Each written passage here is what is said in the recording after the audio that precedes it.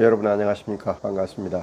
오늘은 지난 시간에 중국과의 관계에 대해서 말씀을 드린 게 이어서 일본과의 말씀을 좀 드리고자 합니다. 일본과는 우리가 정말 애증의 관계가 확실하죠. 그러나 중국이나 일본 같은 나라들이 우리가 이 세상에 살아있는 한 함께 가야 될 이웃입니다. 그래서 우리가 어떻게 좋은 관계를 유지할 수 있을까 하는 걸 고민하지 않을 수가 없습니다. 당연히 우리는 이웃과 같이 평화를 누리고 행복하게 살아갈 수 있는 길을 찾아야 되겠죠. 종교적으로 보아도 하나님께서 우리에게 주신 축복, 은총 이것들을 마음껏 누리려면 우리 자신은 물론이고 우리 이웃과도 평화롭게 공존하는 노력을 해야 됩니다. 특별히 저는 하나님을 믿는 사람들이 이런 일에 앞장서야 된다고 생각하는데요. 하나님을 믿는 사람들이 일본과 관련해서 어떤 태도를 취해야 할 것인지 이런 점을 오늘 간단하게 말씀드리고자 합니다. 우리는 일본에 많은 피해를 당한 민족이기 때문에 일본에 대해서는 거의 악감정을 가지지 않을 수가 없죠. 자, 이런 상태에서 우리가 일본을 어떻게 대하고 일본에 대해서 우리가 어떤 방법을 취할 수 있을까 하는 걸 얘기하고 싶은 겁니다. 사실 모든 일은 자기에서부터 시작합니다. 일본에 대한 우리가 악감정, 또 일본의 잘못을 우리가 계속 지적하는 거, 이거는 중요한 일이지만 그 이면에 우리 자신에게는 그런 문제가 없는지를 항상 되돌아봐야 한다고 생각하는 것입니다. 대표적으로 우리가 일본에 대해서 나쁘게 생각하는 것은 그 사람들이 역사 인식이 없다. 즉 자기들의 선대들이 잘못한 것을 사과하거나 부끄러워하지 않고 오히려 그걸 자랑스럽게 생각하고 또 그렇게 하고 싶어하는 그런 생각을 가지고 있다 하는 걸 우리가 가장 싫어하는 거 아닙니까? 특히 자기들의 그런 목적을 달성하기 위해서 역사를 왜곡하고 있는 사실이 없다고 부정하고 이런 일들을 하는 것이 일본 사람들을 우리가 가장 싫어하는 이유 중에 하나일 것입니다. 그런데 돌이켜서 우리 한국 사람들을 봅시다. 우리는 과연 그런 문제, 다시 말하면 역사와 화해를 하고 있는가? 우리가 일본을 역사를 모르는 민족, 역사를 왜곡하는 민족이라고 얘기하는데 과연 우리는 어떠한가? 이런 부분에 대해서 우리가 생각해야 됩니다. 그래서 우리 자신이 먼저 그런 문제에 대해서 자유롭게 말할 수 있고 우리는 지금 이렇게 노력하고 있다라고 얘기할 수 있어야 합니다. 일본에도 역사를 제대로 직시하고 반성할 건 반성해야 된다 하고 사과할 건 사과하자 그러고 이런 깨어있는 시민들이 있습니다. 그 사람들과 연대하려면 우리도 역시 우리 내부 문제에 대해서 우리가 잘못한 것 이런 것을 끊임없이 반성하고 바로 잡아야 할 것입니다. 그래야만이 다른 사람들이 봤을 때 한국 사람들은 잘하고 있다. 저 사람들의 행위를 본받는 게 좋겠다. 세계 사람들에게 한국인을 본받아라 라고 말할 수 있는 그런 우리 모습을 보여줘야 된다고 생각합니다. 제가 오늘 말씀드리는 가장 중요한 포인트는 여기에 있습니다. 우리가 일본의 역사 왜곡 또는 문제를 제기하려면 우리 자신은 제대로 하고 있는가라고 스스로 반성을 해야 된다는 얘기입니다. 제가 오늘 몇 가지 예를 드리겠습니다. 산업 근대화 이후에 우리 사회 부를 독점하고 있는 상층부 사람들은 대체적으로 반공의식에 투철했고, 둘째 지역 감정에 편승했고, 셋째 인권을 무시했어요. 그렇다면 우리가 우리의 과거 인권 유린한 것에 대해서 또는 지역 차별을 통해서 정권을 유지했던 것에 대해서 또 반공이라는 이념으로 야당이라든지 또는 시민사회 지식인들 탄압했다든지 또는 베트남에 파병됐을 때 베트남 사람들이 했던 잘못된 행위들 이런 것들도 사실 우리 업보로 지금 남아 있습니다. 이런 부분에 대해서 우리가 어느 정도 반성을 하고 있는지 궁금하거든요. 과거 정부가 행했던 거를 국가의 대표로서 대통령이 사과를 하는데 그거는 정치적인 사과이고 좀 더 우리가 깊이 생각한다면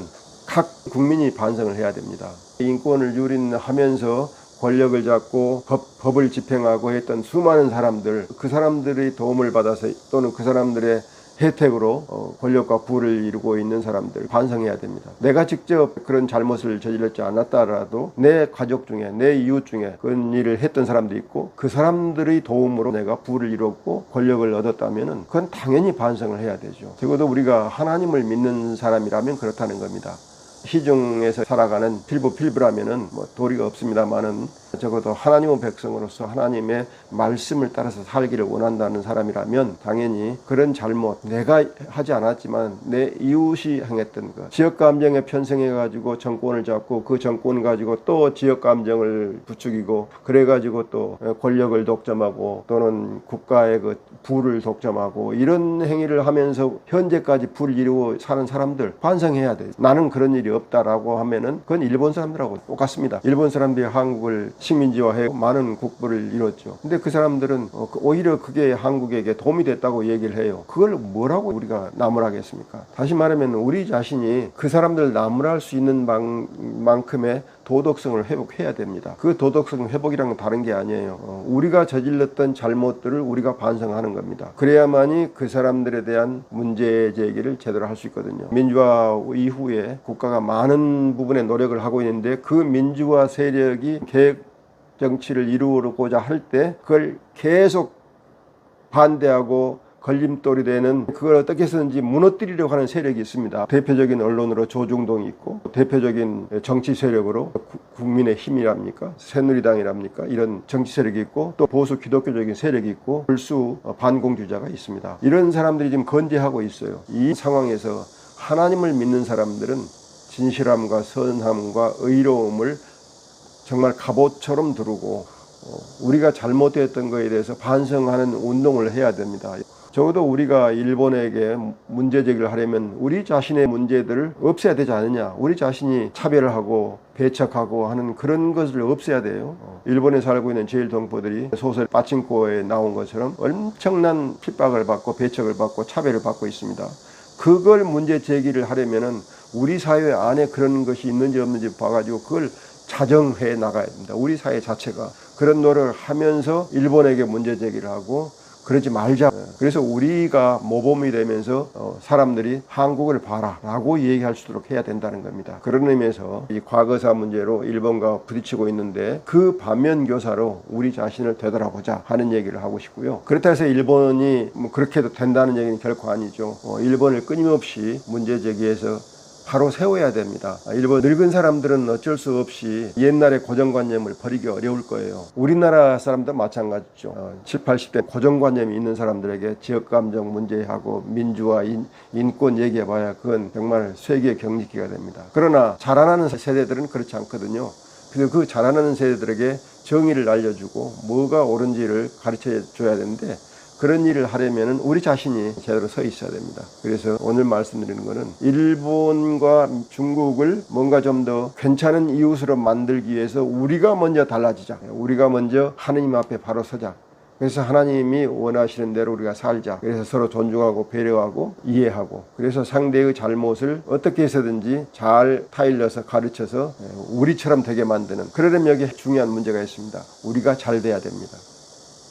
우리가 그들보다 더 멋있어야 됩니다. 경제적으로도 잘 살아야 되고 훌륭한 제도를 갖춰야 되고 훌륭한 문화를 가지고 있어야 됩니다. 그래서 그 사람들이 우리를 보고 저렇게 사는 사람들이기 때문에 저런 사회를 만들고 저런 사회를 만들니까 모든 사람들이 저렇게 잘 사는구나 라고 이해할 수 있게 만들어줘야 됩니다. 그러기 위해서 우리가 엄청난 노력을 해야 되겠죠. 자연스럽게 되는 게 아니고 우리 자신도 바뀌는데 평면적인 노력을 해야 되겠지만 우리 자신이 그 사람들보다 경제적으로 부유해지기 위해서 훨씬 더 많은 노력을 해야 됩니다. 과학도 발전시켜야 되고 기술도 발전시켜야 되고 수많은 사람들이 수준을 높여야 됩니다. 그런 일을 하기 위해서는 우리 자신이 달라지자. 우리 자신이 달라짐으로써 일본을 달라지게 만들고 중국을 달라지게 만들 수 있다. 물론 그 전에 미국이나 영국이나 오스트리아나 카나다나 이런 나라들과 좀 더 의기투합해서 이 세상을, 이 지구를 바꾸는 노력을 함께 해 나갈 수 있을 것이다. 이게 한국이 하나님의 사도국가로서 이 세상을 이끌어 나가는 사명을 감당한 일이라 하는 것을 오늘 말씀드리고 제 말씀을 마치겠습니다. 여러분, 제가 자꾸 정치적인 얘기를 하지만 그 정치적인 얘기가 바로 하나님의 얘기라는 걸 꼭 이해해 주시기 바랍니다. 하나님께서 정치하시는 얘기입니다. 하나님이 이 우주를 정치하고 계신다는 걸 꼭 알아주시기 바랍니다. 함께 하나님의 뜻을 이루어 나갑시다. 끝까지 들으신 여러분께 감사드리고요. 다음 주에 뵙겠습니다. 여러분 안녕히 계십시오.